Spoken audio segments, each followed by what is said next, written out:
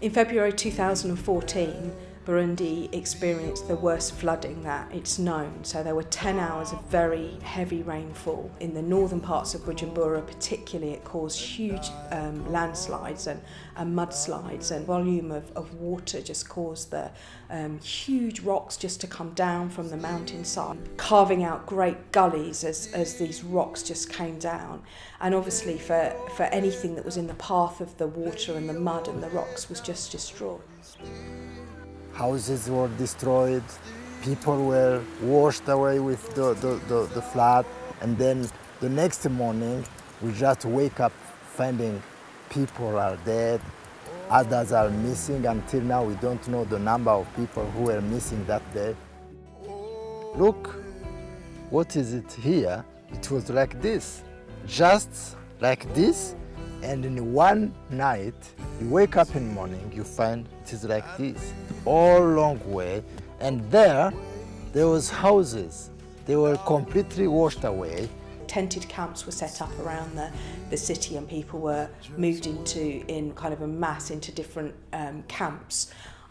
These camps are very basic, so basically just rows and rows of tents, and two families have to share one tent. Now in Burundi, families tend to be quite large, often 5, 6, even 7 children is not unusual, and so you'd possibly have 4 adults and maybe up to 14 kids in these tents. Many people haven't really had the access to food that they really need, so people are in a pretty desperate situation in these camps.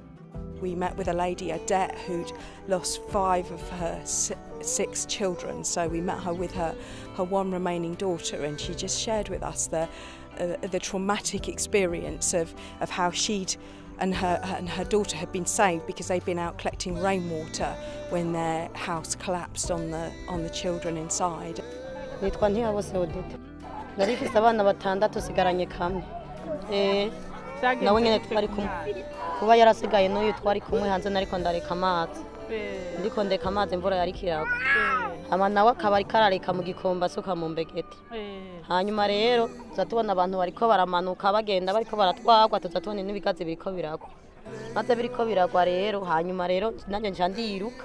Nibagira bamwe bari baryamye mu nzu nabo nzamona baramanutse kuko umuryango wararabaruguru. Oya ku buzima nta kintu na kimwe mfise novuga ngo nzoshobora gukoresha, nta na kimwe. Nuko nyene ubona ndi. Ego nipfuza yuko uwoshobora kundonsa nk'ahantu noba, nca ndonka n'agatahe kugira ngo nkurikirane akana kanje mbone ko kokura, kugira nako karonka ubuzima.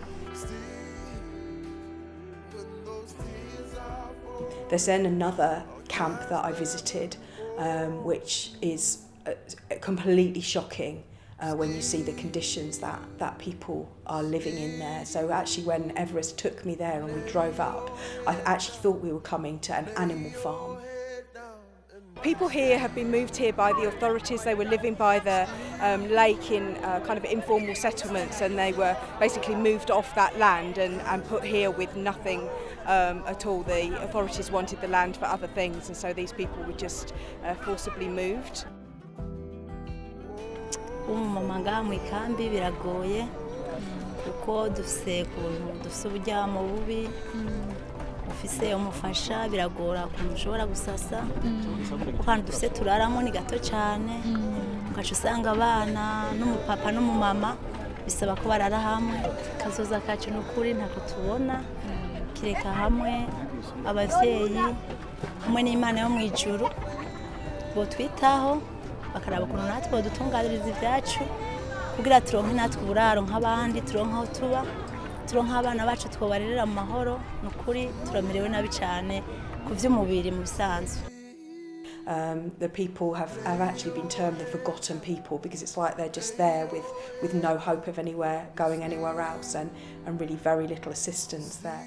You know, people have been had their livelihoods lost, so they've lost their land, or if they were rearing animals, their animals were killed in the floods as well. And so what are people supposed to do? You know, how can they ever get back on their feet again? Even time just doesn't make it all okay, you know.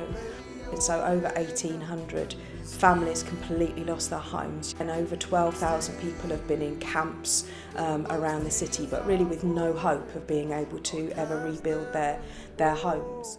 We believe that we have a significant opportunity in this place here, and we really want to stand with these people and support them in rebuilding their lives. God has already given us a promise that this particular area will be a place of hope and healing and restoration, and we're taking hold of that promise, and now we can be here as part of demonstrating God and his love in this community and really representing Jesus to these people.